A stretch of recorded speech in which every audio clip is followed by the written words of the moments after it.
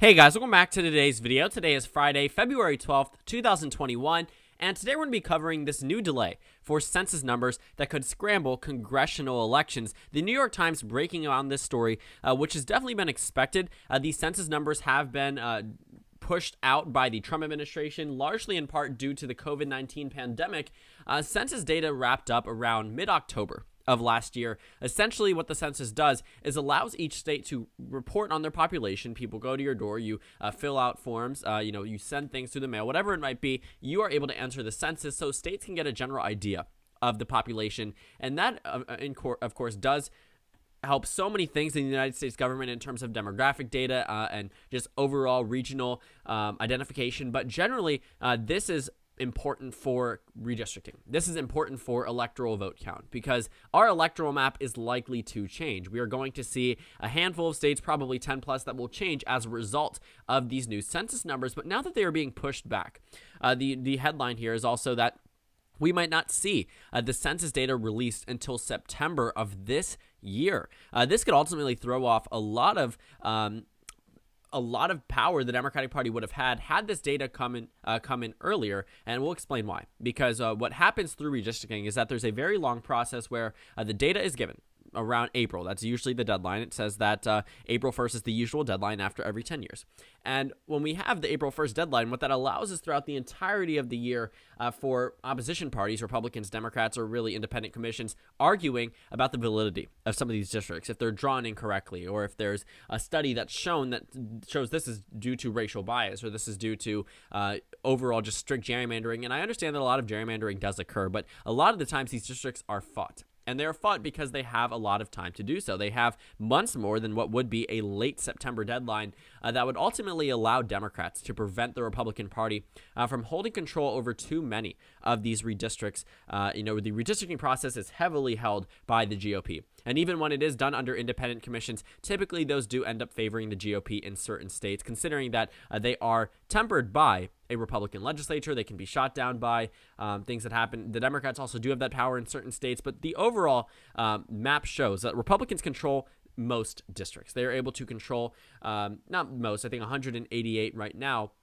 But overall, they have a lot more control than the Democratic Party. We'll get into the exact numbers in just a moment when I switch over to 538 to talk about that. But essentially, this article just discusses why this is not good for the Democratic Party. They currently have a very narrow majority. In fact, I can show you the House majority of 9 seats. The Democrats have a majority 222 to 213. They only have 4 more seats than the 218 needed for control. So overall, looking at this House map in 2020, it was not a good look for the Democratic Party.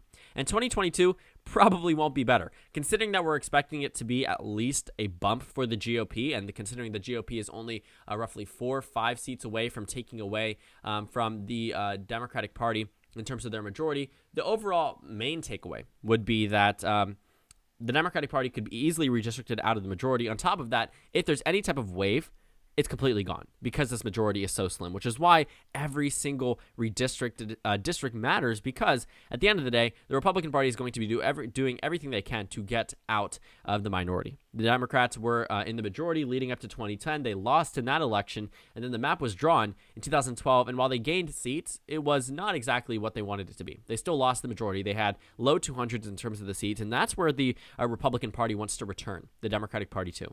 And I find it very fascinating that even the 2012 map was based off the 2010. So when I say 2010 map, I'm talking about the 2010 census. Based on that map, it ultimately benefits the Democratic Party more than what would be a newly drawn Republican map. And we'll talk about that because what we're looking at, it says, by Mr. Lee's calculation in a report on Thursday, Republicans most likely will draw the maps for 181 House seats, and Democrats for 49 seats, possibly rising to 74 if the New York legislature, which is controlled by Democrats, chooses to override the state's new independent redistricting commission.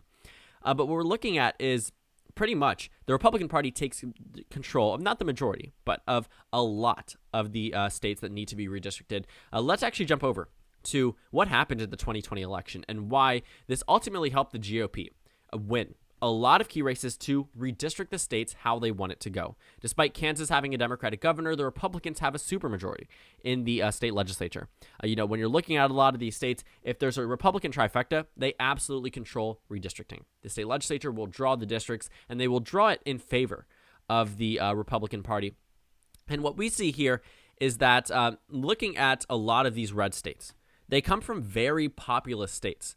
The Democratic Party, where they typically win, has currently holding an independent or divided redistricting process, which means that overall, the Republican states that vote for the GOP control the redistricting process, but the Democrats don't do the same exact thing. Democrats only have 47 seats to redistrict, and I think that the New York Times article is including Vermont and also Rhode Island and Delaware under that 49 because I guess they do control the redistricting process there. But overall, looking at the independent commissions, these typically come from Democratic states. And I think this is largely due to the fact that the Democratic Party, while has gerrymandered in the past, certainly isn't the main perpetrator of it in this election and in previous elections. When we're looking at the redistricting process that occurred after the 2010 census, you have to realize that 2010 was a phenomenal year for the Republican Party. And also prior to that, they still had some strong control in some of these areas, and they were able to ultimately control the redistricting process. And I find it very interesting now that they have even more power given this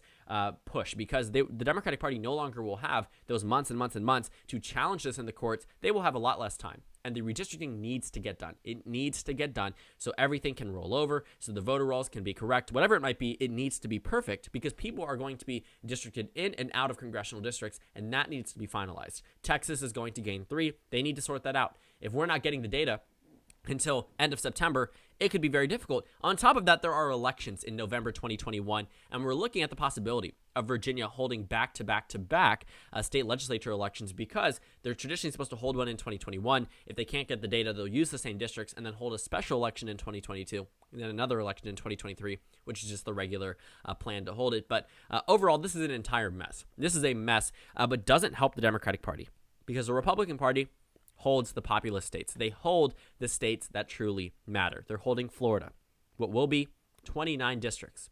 Texas, what will be 39 districts. They're holding a lot of populous states. Democrats may be the majority in California, but it's done by an independent commission. We're looking at an either divided or independent commission in a number of Biden states. But what you notice is the majority of the states that were won by President Trump, they will have control. The Republicans will have control, even states that were won by Biden. You see, Biden's inability to carry over a lot of down-ballot Democrats handed the New Hampshire legislature to the Republican Party. They now control redistricting because they have Governor Chris Sununu, and they now have control of the state legislature. So that's a state where it really backfires. It's 2 seats, but right now the Democrats are in the majority, technically by 4. They can't lose any of them. And that's what I was saying. Just by redistricting, we could see the Democratic Party drawn in and out of power. We could see a number of these states, and unfortunately for Democrats, where they have independent commissions, sometimes they would wish that they have complete control because Democrats only have control of 47 seats according to 538. Republicans have control of 188. And if an independent fair commission is going to be drawing the remaining 167, disregarding the 7-1 district seats, what that means ultimately is that Republicans will be gerrymandering all of those red states, absolutely, without a doubt, 100%. The Democrats will be gerrymandering all of those 47 seats, 100%, without a doubt. But for that independent commission, while it may be fairer in just those 167 seats, it's still going to negatively impact the Democratic Party because Republicans have already had that 140-seat advantage in terms of redistricting and gerrymandering. And now Democrats are not going to have that power because either they previously gave up control to an independent commission, or it's something that certainly has been called on by mainly the Democratic Party. They're the party that's currently fighting a lot of the districts being done. Not to say that they don't gerrymander. I mean, my home state of Maryland, it looks as if they're on track to gerrymander an 8-seat Democrat House of Representatives map, which is, I'm laughing because it's my home state, and I think that it's just very interesting because Republicans account for roughly 1 in 3 voters here, but they don't get any congressional representation, and right now they only have 1. So I'm not going to say the Democratic Party doesn't do it, but what we are going to see is a Republican gerrymander that is going to ensure the Democrats cannot win the majority back in 2022 or cannot retain the majority, not back, they already have it, because of this redistricting process. And the delay ultimately makes it more difficult for Democrats to challenge some of these congressional districts. We are going to see districts just fall through the cracks that will help the Republicans momentarily, while it could be challenged later on. We've seen states completely redistricted well after the census is already completed, well after the districts are already drawn.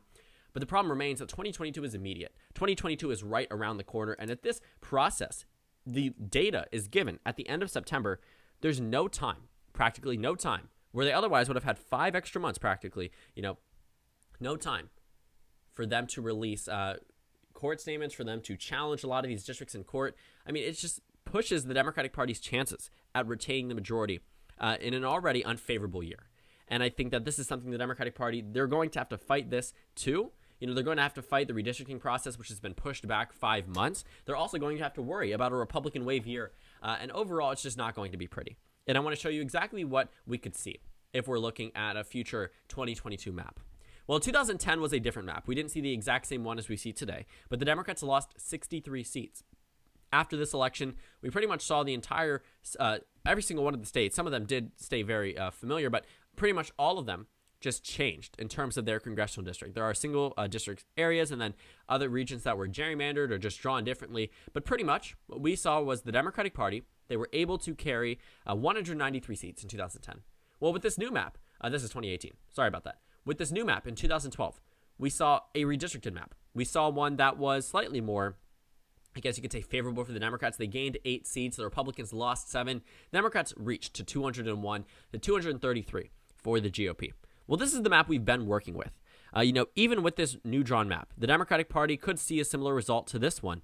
The Republican Party could draw them out of certain areas, and they could ultimately hand them a defeat that isn't super bad, but still puts them in the minority, makes sure that they lose at least 20 seats. I don't think we'll see a replication of 2010, but I certainly don't think we'll see a replication of 2018.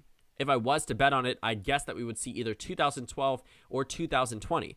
A lackluster performance for both parties. Actually, stellar performance for Republicans in 2020, lackluster performance for Democrats in 2012, but what could they do? I mean, it's a new drawn map. And I also find it very fascinating that this map would surprisingly be more favorable for the Democratic Party than what this new drawn map is going to show.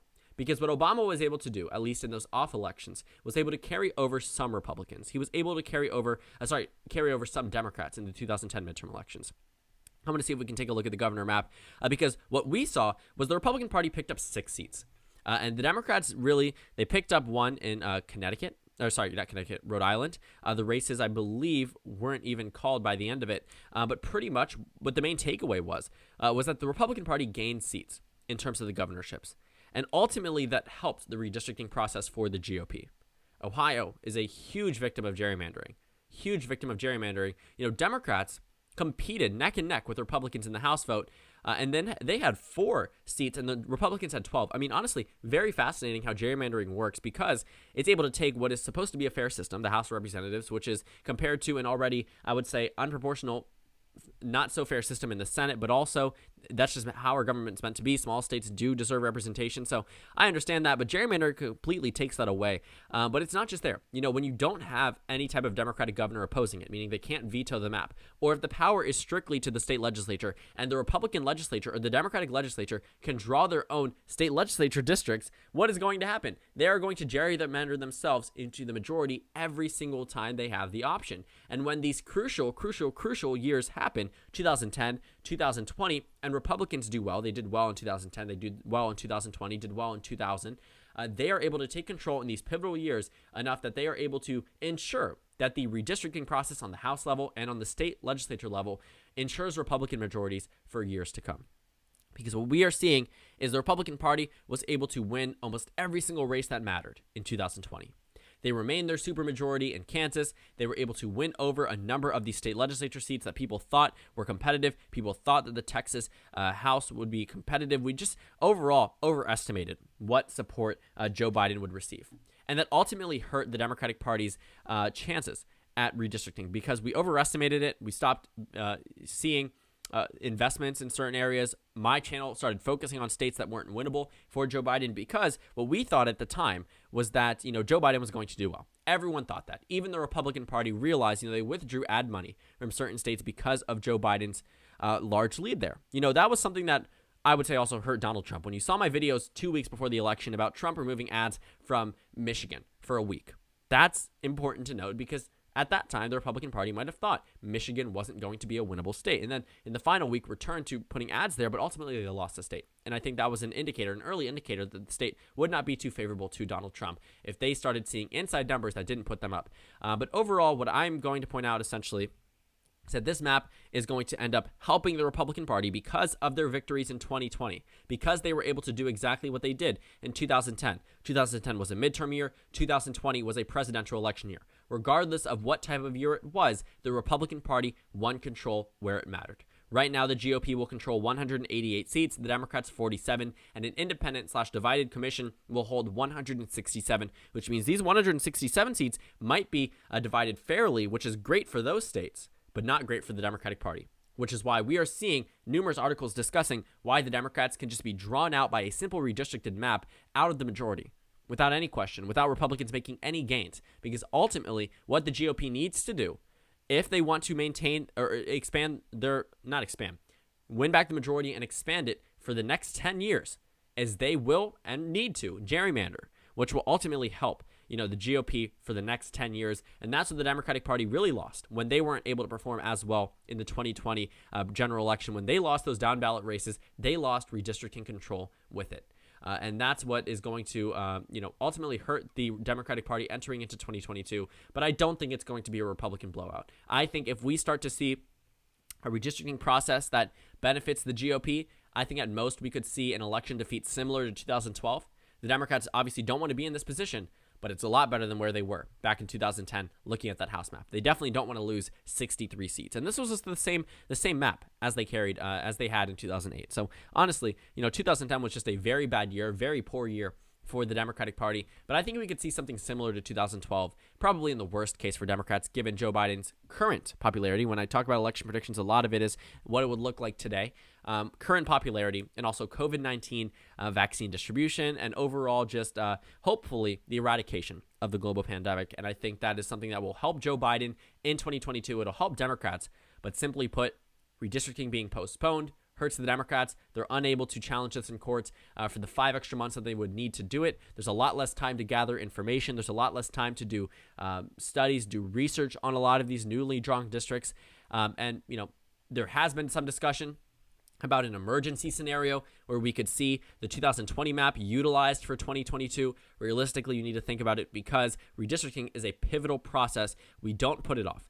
America does not put off redistricting. No matter what type of challenges we overcome, redistricting does come through. We go through the census, we did this, and I honestly do not think 2022 will be a year where we would see the same type of map as we saw in 2020, unless something horribly goes wrong with the census and is prolonged even longer. And that would honestly be the ultimate, last scenario that I could see happening for the Democratic Party, which would honestly help them. And I just think that it's very ironic that the map that kept them in the minority for 8 years would be the one that's more favorable than the one that they might reach after they just won a Democratic trifecta. Honestly, a very ironic situation, but a very, very dangerous one for the Democratic Party.